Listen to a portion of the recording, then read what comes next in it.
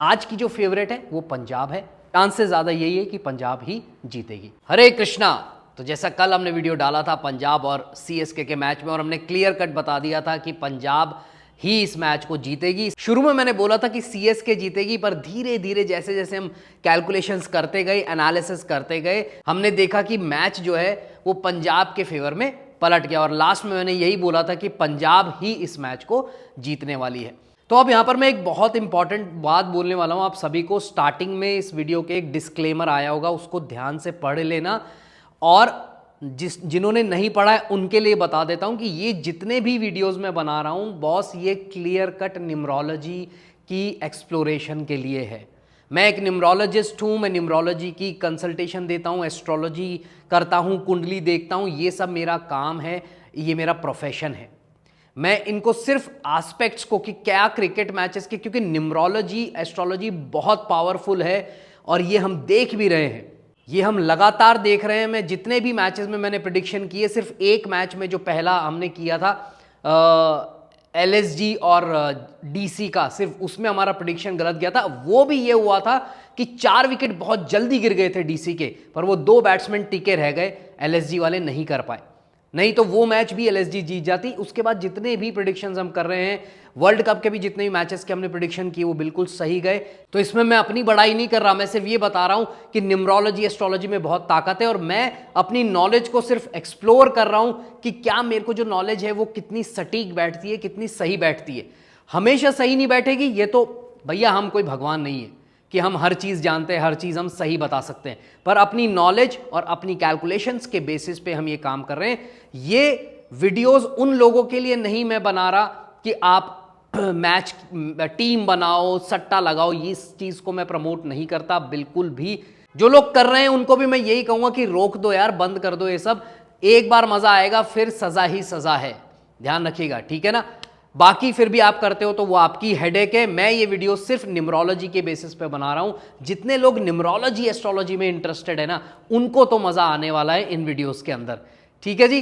तो चलिए आज की शुरुआत करते हैं, आज के मैच की हम बात करते हैं। आज शाम का, देखिए दिन वाले मैच का मैं नहीं दे रहा क्योंकि मेरे पास टाइम नहीं है और भी बहुत सारी चीजें होती है। शाम के मैच का मैं बना रहा हूं।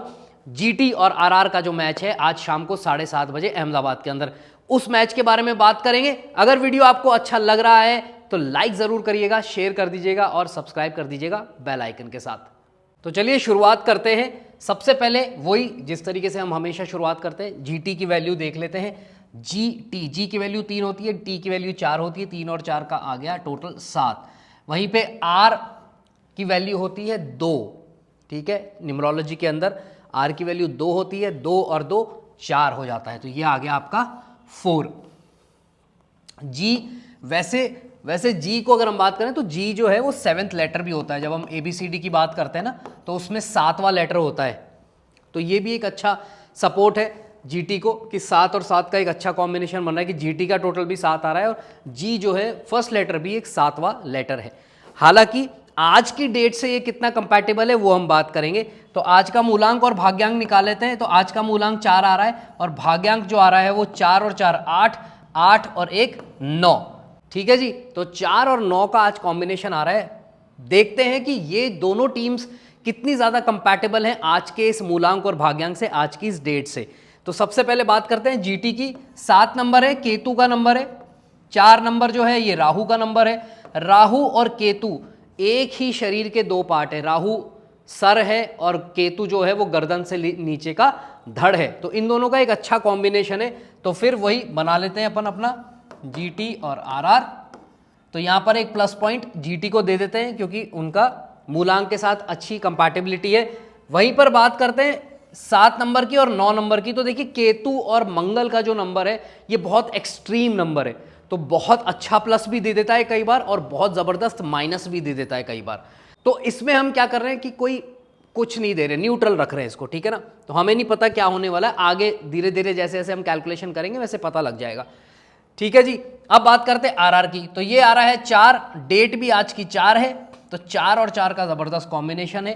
तो ये बता देता हूं आपको कि आरआर के पास आज बहुत बड़ा प्लस पॉइंट है कि आरआर का टोटल भी 4 आता है और ये आज की डेट भी 4 है। फिर बात करते हैं भाग्यांक से। तो 4 और 9 मंगल और राहु का जो है ये आपस में फ्रेंडशिप नहीं है, तो इसमें भी हम कोई नंबर नहीं देने वाले इनको। ठीक है जी, तो ये बिल्कुल क्लियर रखिएगा अपने दिमाग के अंदर। तो सिर्फ डेट के हिसाब से जब हम टीम की बात कर रहे हैं तो यहां पर आरआर का पलड़ा थोड़ा सा भारी है, क्योंकि आरआर का जो टोटल है वो 4 आ रहा है, आज के मूलांक के साथ बिल्कुल मैच कर रहा है। अब हम बात करेंगे हमारे कैप्टन्स की, कि कैप्टन्स की जो डिटेल्स है वो क्या हमें कह रही है। ये इनकी डेट ऑफ बर्थ आ गई। अब हम इनकी कैलकुलेशन कर लेते हैं, देख लेते हैं कि क्या कुछ है इनके पास। इनका मूलांक है 8, इनका भाग्यांक है 9, ठीक है जी, और इनका मूलांक है भाई साहब का 1 और भाग्यांक आ गया इनका 1 2 3 4 5 6। ये इनका मूलांक और भाग्यांक आ गया दोनों का। अब इन दोनों का देख लेते हैं हम कि किस तरीके की मैचिंग बनती है। सबसे पहले शुभमन गिल का देख लेते हैं। शुभमन गिल का मूलांक है 8, तो 8 और आज का जो मूलांक है वो है 4, तो 8 और 4 शनि और राहु की जो है ये दोनों न्यूमरोलॉजिकल, वैसे एस्ट्रोलॉजी में जब हम देखते हैं तो ये इन दोनों की युति उतनी अच्छी नहीं कहलाती, ये एक तरीके का नेगेटिव योग होता है, परंतु न्यूमरोलॉजी में 4 और 8 की एक तरीके की फ्रेंडशिप आप मान सकते हैं, तो यहाँ पर एक +1 हम दे देते हैं। फिर 8 की देखते हैं 9 के साथ, तो वो शनि और मंगल का नंबर है, ये फ्रेंडशिप नहीं है, नेगेटिव है इनके लिए। फिर बात करते हैं भाग्यांक की, तो भाग्यांक जो है वो 9 है, 9 और 4 मंगल और राहु, फिर ये नेगेटिव है, ये पॉजिटिव नहीं माना जाता। परंतु यहाँ जो सबसे इंपॉर्टेंट एक एस्पेक्ट निकल के आ रहा है, बहुत इंपॉर्टेंट पॉइंट निकल के आ रहा है यहाँ पर, वो ये निकल के आ रहा है कि जो आज का भाग्यांक है और शुभमन गिल का जो भाग्यांक है, ये दोनों ही सेम आ रहे हैं, दोनों सेम आ रहे हैं। इसका मतलब बहुत स्ट्रॉन्ग चांसेस है कि शुभमन गिल का आज परफॉर्मेंस बहुत अच्छा रहेगा और वो मैच जीत भी सकता है, क्योंकि उसमें वो कैपेबिलिटी है कि वो मैच को जिता सके, और उसके अपने स्ट्रॉन्ग नंबर्स के कारण शुभमन गिल इस मैच को निकाल के ले जा सकता है। तो एक प्लस हम इसका भी इसको दे देते हैं। ठीक है जी, तो यहाँ पर आ गए इनके 3 प्लस आ गए हैं। अब हम बात करते हैं आरआर की। ठीक है जी, अब बात करते हैं इनके मूलांक की। तो ये एक मूलांक आ रहा है, ये 4 आ रहा है। 4 और 1 की अच्छी दोस्ती होती है, ये सेम फैमिली के माने जाते हैं, सूर्य का नंबर और राहु का नंबर सेम फैमिली के माने जाते हैं, तो यहाँ पे हम आरआर को भी एक प्लस पॉइंट दे देते हैं। फिर बात आती है 1 और 9 की, तो 1 राजा है, 9 सेनापति है, ये भी एक अच्छा कॉम्बिनेशन है, तो यहाँ पर इन दोनों की भी हम +1 कर देते हैं। अब बात करते हैं भाग्यांक की, तो 4 और 6 जो है, ये है 6 भाग्यांक इनका, आज का मूलांक है 4 और 6।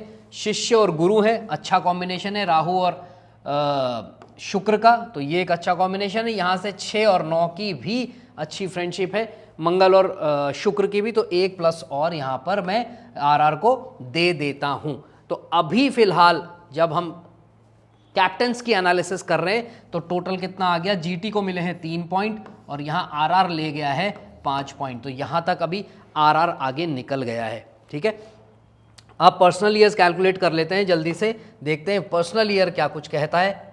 इनका पर्सनल ईयर क्या कह रहा है, शुभमन गिल का 8, 9 और 1, इनका पर्सनल ईयर 9 आ रहा है। पर्सनल मंथ जो है वो क्या बन रहा है, अप्रैल का महीना है, तो 9 और 4 13, और ये आपका आ गया 4, तो इनका पर्सनल मंथ 4 आ रहा है। और पर्सनल डे की जब हम बात करते हैं तो पर्सनल डे इनका बढ़ता है 4 और 4 8। ठीक है जी, तो ये इनका पर्सनल डे बन रहा है, पर्सनल मंथ बन रहा है। अब इसको कैलकुलेट करें तो पर्सनल ईयर 9 जो है वो आज के भाग्यांक के साथ मैच कर रहा है शुभमन गिल का, तो एक प्लस पॉइंट यहाँ पर इनको दे देते। फिर जब पर्सनल मंथ की बात करते हैं तो ये आ रहा है 4, आज की डेट है 4, तो ये एक बहुत स्ट्रॉन्ग कॉम्बिनेशन बनता है, एक स्ट्रॉन्ग इंडिकेशन बन रहा है शुभमन गिल के लिए। फिर जब पर्सनल डे की बात कर रहे हैं तो डे का अगेन इससे मूलांक से अच्छा कॉम्बिनेशन है, प्लस 8 नंबर जो है वो शुभमन गिल का मूलांक भी है, तो मूलांक और पर्सनल डे जब कोलाइड कर जाए तो एक बहुत ज़्यादा स्ट्रॉन्ग चांसेस बनाता है उस पर्सन के लिए कि उसका वो पर्टिकुलर दिन बहुत अच्छा जाने वाला है। ठीक है, अब यहाँ पर हम रियान पराग का कैलकुलेट कर लेते हैं। इसका पर्सनल ईयर जो है वो आ रहा है 1 2 3 4। ठीक है, पर्सनल मंथ जो है वो बनेगा आपका 4 और 4, अप्रैल का 8 हो गया। और पर्सनल डे क्या आ गया, पर्सनल डे आ गया आपका 8 और 4 12 3। ठीक है, ये 3 आ गया, ये 8 आ गया, ये 4 आ गया, तो पर्सनल ईयर आ गया इनका, ये आ रहा है इनका पर्सनल ईयर 4, आज का मूलांक 4 है, तो एक प्लस पॉइंट ये भी डिजर्व करते हैं। फिर बात करते हैं पर्सनल मंथ की, तो ये 8 है, 8 और 4 वही सेम, जैसे पर्सनल डे इनका 8 आया था वैसे इनका पर्सनल मंथ 8 आ रहा है। 8 का कॉम्बिनेशन वैसे दोनों के साथ ठीक है, परंतु पर्सनल डे का जो कॉम्बिनेशन है ना वो उतना अट्रैक्टिव नहीं बन पा रहा है यहाँ पे, क्योंकि 3 नंबर गुरु का नंबर है, उसकी मूलांक से दोस्ती बिल्कुल भी नहीं है, उसकी भाग्यांक से फिर भी दोस्ती बनती है। तो यहाँ पर हम एक प्लस पॉइंट ज़रूर इनको दे देंगे। ठीक है जी, तो ये ओवरऑल इनकी कॉम्बिनेशन बन के आ रही है। और शुभमन गिल की जब हम बात कर रहे हैं तो यहाँ शुभमन गिल जो है वो रियान पराग से थोड़ा सा आगे निकलते हुए दिख रहे हैं, क्योंकि इनकी डिटेल्स अच्छी है, इनका पर्सनल डे इनको अच्छा मिल रहा है, भाग्यांक के साथ पर्सनल ईयर कोलाइड कर रहा है, तो ये ऑब्वियसली इनका एक बोनस ईयर भी बनता है। तो ये साल वैसे भी शुभमन गिल का बहुत अच्छा जाने वाला है। इंडिया के भी जब मैचेस होंगे तो आप देखिएगा शुभमन गिल का परफॉर्मेंस अच्छा रहेगा। तो यहाँ अगर हम टोटल कर लें एस्ट्रोलॉजी की देखने से पहले न्यूमरोलॉजी का, तो 3 और 1 4 5 6, तो यहाँ पे 6 पॉइंट बन गए, यहाँ पर इनके बन गए 7 पॉइंट। तो अभी तक अगर हम देखते हैं तो न्यूमरोलॉजिकल लेवल पे आरआर जो है थोड़ा सा आगे चल रहा है, 1 पॉइंट आगे हो गया, पहले वो 2 पॉइंट आगे था। चलिए अब एस्ट्रोलॉजी की बात कर लेते हैं। तो ये दोनों की कुंडली मैंने बना दी है, पहले जीटी की कुंडली देख लेते हैं, गुजरात टाइटंस की। ठीक है, तो यहाँ पर अगर आप देखो, मैंने कल बताई थी एक बहुत इंपॉर्टेंट बात कि हम 4-5 चीज़ों को देखते हैं। सबसे पहली चीज़ हम देखते हैं मंगल, फिर हम देखते हैं राहु, फिर हम देखते हैं 3rd हाउस, फिर हम 10th हाउस देखते हैं, सॉरी 3rd के बाद हम देखते हैं 6th हाउस, 6th हाउस के बाद हम 10th हाउस भी देखते हैं, भाग्य का भी घर देख लेते हैं, 9th हाउस भी देख लेते हैं। तो अगर सबसे पहले हम मंगल की अगर बात करें तो यहाँ पर मंगल जो है गुजरात टाइटंस की टीम के लिए वो बैठा है 3rd हाउस के अंदर। तो 3rd हाउस जो होता है वो मंगल का खुद का घर होता है, मंगल कारक भी होता है तीसरे घर का। तो यहाँ पर क्या है कि मंगल की पोजीशन बहुत अच्छी बनी हुई है, क्योंकि मंगल 3rd हाउस जो है वो पराक्रम का होता है, करेज का होता है, फाइटिंग का होता है। तो मंगल वहाँ बैठा है तो अच्छी फाइटिंग स्पिरिट के साथ आज गुजरात उतरेगी। ठीक है, उसके बाद बात करते हैं राहु की। राहु चला गया 2nd हाउस के अंदर। 2nd हाउस में राहु यहाँ पर बैठ के कोई बहुत अच्छा, मतलब वो क्योंकि धन भाव में बैठा है तो वहाँ से कोई ऐसा कोई लाभ नहीं कर रहा, पर यहाँ बैठकर ये 6th हाउस पे अपनी दृष्टि डाल रहा है। 1 2 3 4 5, 5वीं दृष्टि उसकी जो पड़ रही है वो 6th हाउस पे पड़ रही है। 6th हाउस जो होता है वो हमने बात करी थी, यहाँ पे 6th हाउस को भी देखते हैं। 6th हाउस होता है कॉम्पिटिशन का, तो यहाँ पर वो उनको अच्छा रिस्पांस दे रहा है। पर यहाँ पर क्योंकि गुरु बैठ गया है तो गुरु यहाँ बैठकर अपनी उस हाउस को थोड़ा सा कमज़ोर कर रहा है, तो यहाँ पर गुजरात टाइटंस को एक थोड़ा सा नेगेटिव पॉइंट मिल रहा है। 6th हाउस का अच्छी पोजीशन में होना बहुत ज़रूरी है, अगर वो अच्छी पोजीशन में नहीं होगा तो जीतना थोड़ा सा मुश्किल हो जाता है। वहीं पे हम बात करें 10th हाउस की अगर, तो 10th हाउस ठीक है, चंद्रमा यहाँ पे बैठा हुआ है, 7th का स्वामी होकर 10th में बैठा है, तो ठीक है, कोई बहुत ज़बरदस्त कॉम्बिनेशन यहाँ पर नहीं बन रहा है। तो अल्टीमेटली अगर हम देखा जाए तो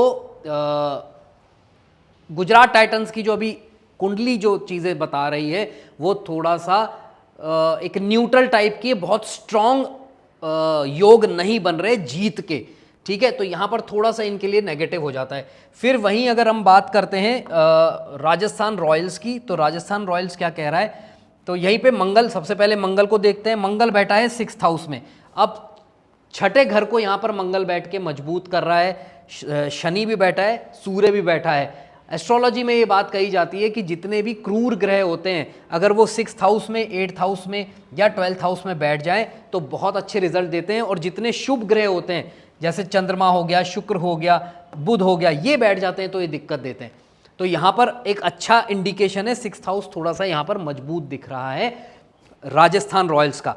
अब बात करते हैं राहु की। राहु 5th हाउस में बैठा है। 5th हाउस जो है मैंने बताया था आपको कि स्पेकुलेशंस और इस तरीके की चीज़ों का होता है, तो राहु यहाँ बैठकर इनको एक अच्छा सपोर्ट दे रहा है। तो यहाँ पर अगर मैं आपको बात करूँ तो मंगल और राहु दोनों का इनको एक एक प्लस पॉइंट मिल जाना चाहिए। गुजरात को भी मंगल का एक प्लस पॉइंट मिलना चाहिए, वो मैं ऐड करना भूल गया। ठीक है जी, तो ये एक अच्छी पोजीशन बन रही है। और उसके बाद बात करते हैं 6th हाउस, मैंने आपको बता दिया। 6th के बाद आपका आता है 3rd हाउस। तो 3rd हाउस क्या है, यहाँ पे गुरु की राशि है। गुरु जो बैठे हैं वो आपके बैठे हैं 9th हाउस में। तो 9th हाउस में बैठ के भाग्य के घर को तो थोड़ा सा कमज़ोर कर रहे हैं, पर अपनी स्ट्रेट 3rd हाउस पे दृष्टि डालकर 3rd हाउस को मजबूत कर रहे हैं। तो यहाँ पर एक प्लस पॉइंट और मैं इनको देना चाहूँगा। उसके बाद हम बात करेंगे 10th हाउस की, तो यहाँ 4 नंबर लिखा है और 4 नंबर के जो स्वामी है वो चंद्रमा है, वो फर्स्ट हाउस में जाके बैठ गए। तो ये एक बहुत अच्छा योग बन रहा है क्योंकि 10th हाउस का स्वामी फर्स्ट हाउस में चला गया, एक तरीके से राजयोग बनता है। तो यहाँ पर एक प्लस पॉइंट और आरआर सीधा सीधा ले जा रहा है कुंडली के हिसाब से। तो हमने क्या बात करी थी कि न्यूमरोलॉजी के हिसाब से तो GT 6 था और RR 7 था, पर अब अगर हम टोटल देख रहे हैं तो टोटल जो है वो GT 7 लेके बैठा है और RR जो है वो 11 पॉइंट पर आगे चला गया है, 4 पॉइंट आगे ले गया है। तो हम ये कह सकते हैं कि राजस्थान रॉयल्स बहुत स्ट्रॉन्ग पोजीशन में रहेगा आज के मैच में और उसके जीतने के बहुत स्ट्रॉन्ग चांसेस हैं।